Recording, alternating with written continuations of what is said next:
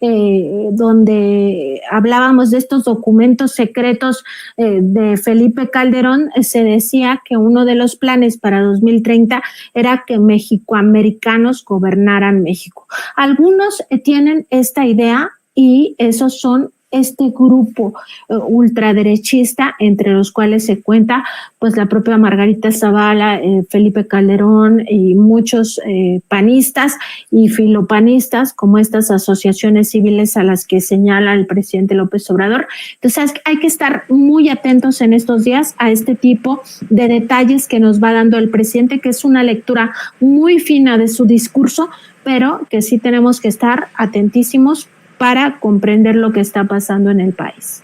Para cerrar, si me permites, Nancy, tu opinión acerca de declaraciones desafortunadas en Radio Fórmula de la que es presidenta, directora ejecutiva de Mexicanos contra la Corrupción y la Impunidad, la señora María Amparo Casar, que dice que a Andrés Manuel López Obrador se le acabó el tiempo, que no va a entregar buenas cuentas, que no va a ser por nada cercano su legado al legado de Cárdenas o de Juárez, y que no verá su cara en billetes y libros de texto. Me imagino que el presidente va a llegar con unas ojerotas mañana porque no va a poder dormir hoy de tales declaraciones y de tan profundo análisis de una mujer tan comprometida con la verdad como la señora María Amparo Casar. Nótese mi sarcasmo, Nancy.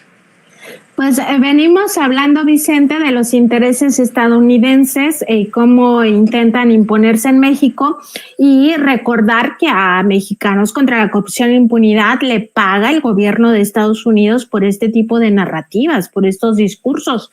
Uno de sus principales financiadores de Mexicanos contra la Corrupción, el cual preside María Amparo Casar, y que su presidente fundador es Claudio X González Guajardo, y eso no se nos debe olvidar, este líder moral del PRI, del PAN, del PRD, y que le ha estado rogando también a Movimiento Ciudadano porque se defina por Xóchitl Gálvez, pues es claro la motivación que tienen. El principal financiador es el gobierno de Estados Unidos. Eso está probado. Nosotros tenemos las facturas, Vicente, que se pueden mostrar para recordar, para tener memoria de quiénes son estos personajes.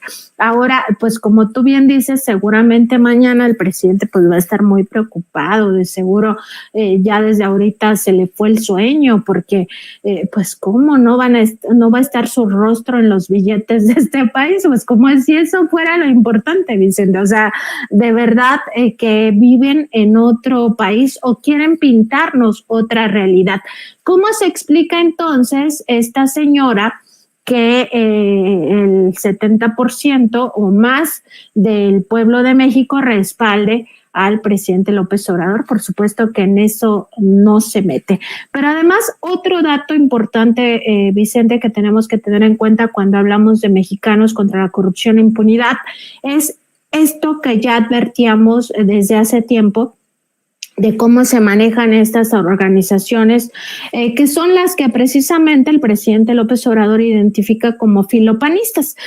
Un breve paréntesis, recordar que María Amparo Casar fue coordinadora de asesores de la Secretaría de Gobernación en el sexenio de Vicente Fox, cuando en la Secretaría de Gobernación estaba Santiago Krill Miranda.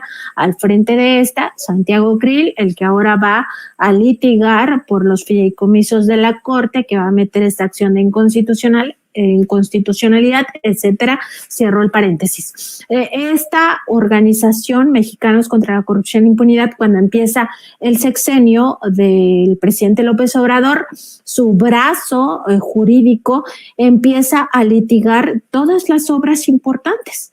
Empieza a meter amparos contra el Tren Maya, a meter amparos contra la refinería Dos Bocas, contra la cancelación del aeropuerto de Texcoco, mete amparos contra el aeropuerto de Santa Lucía, y después se dan cuenta que están cometiendo un error, porque esta misma organización es la que acaba haciendo este tipo de juicios, ¿no?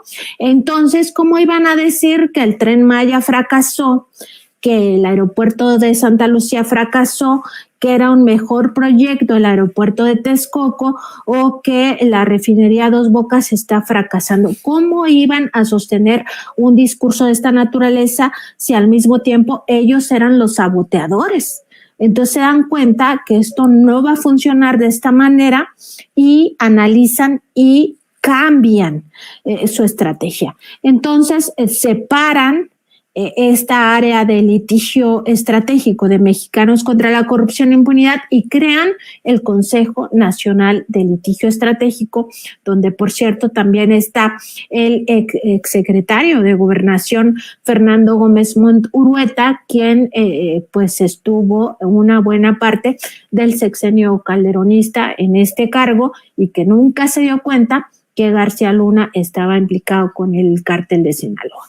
Entonces rompen o más bien separan estas dos áreas y Mexicanos contra la Corrupción e Impunidad se queda haciendo sus disque investigaciones periodísticas. Y digo disque porque ya también hemos revelado pues código de antiética donde Mexicanos contra la Corrupción e Impunidad permitía el chayo. Una vez que lo revelamos en la revista Contralínea en mayo pasado, cambian su código de ética para ya prohibir el chayo, pero pues como ya lo hemos dicho en otras ocasiones, uno no se vuelve de la noche a la mañana en ético. O eres corrupto o eres ético. Entonces, un corrupto no puede decir de la noche a la mañana, ya no voy a recibir chayo y entonces ya soy ético por arte de magia. Y además, otro elemento que tenemos que tener en cuenta es la millonada que reciben. No solo es el gobierno de Estados Unidos el que financia a Mexicanos contra la Corrupción e Impunidad, también está Kimberly Clark metiéndole millones de pesos a esta asociación civil y con ello evadiendo el pago de impuestos. También está la Fundación de Díez Morodo, la Fundación Maelba, la Fundación Calus, estaba también ahí Alejandro Martí, este empresario que ya se murió, metiéndole dinero a través de su asociación civil, y esta millonada le sirve pues para pagar lo que ningún medio de comunicación en el mundo paga por supuestos reportajes. Estamos hablando que hasta 3 millones de pesos pagan por trabajo cocinado. Y esto es muy evidente, Vicente, porque en el mundo las reflexiones de los propios teóricos del periodismo es sobre la precarización del trabajo periodístico. Un freelance en México sabe que si bien le va por un reportaje le pagan 20,000 pesos. Y eso si bien te va, o sea, la norma es 5,000 pesos por trabajo. Y estos pagan 3 millones por trabajo, Vicente. De ese tamaño es la disparidad y de ese mismo tamaño es la compra de conciencias. Entonces, ¿qué se puede esperar de una asesora de Santiago Krill en la Secretaría de Gobernación en un momento donde se entregaron decenas de permisos para casinos, en un momento donde también operaba García Luna ya desde la AFI en asociación con el cártel de Sinaloa y que la Secretaría de Gobernación que tenía bajo su cargo el CISEN pues no hizo nada, por acción o omisión son responsables? Pues se puede esperar un discurso de esta naturaleza donde diga que este es el peor sexenio, todo lo tenían ya súper planeado. Pero además, ¿quién es su jefe? Pues lo estamos viendo ahorita en pantalla, Vicente, es Claudio X González Guajardo. Entonces, ¿cuál es la calidad moral de esta señora? Pues ahí están los datos duros y que la gente lo juzgue. Pero hay que saber con todos estos elementos de quién viene la opinión. Definitivamente. Oye, querida Nancy, ¿por qué no cerramos invitando a la audiencia de Sin Censura a los esfuerzos que están realizando ustedes desde las trincheras de Contralínea? Amor con amor se paga, Nancy. Muchas gracias, Vicente. Pues estamos en www.contralinea.com.mx. Además, estamos en Facebook, Twitter, Instagram, YouTube y TikTok como Contralínea, y en Spotify, iVoox y Apple Podcast como Contralínea Audio. En nuestro programa de noticias estamos de lunes a viernes a las 10 de la mañana por Facebook y YouTube, y a la 1 de la tarde, lunes, miércoles y viernes, en nuestra mesa de contradebate, que es una mesa de opinión, y por supuesto todas las noches aquí a las 8 de la noche en el canal de Sin Censura, en la mesa de investigación Contralínea Sin Censura. Vicente, te agradezco mucho. Un abrazo. Buenas noches.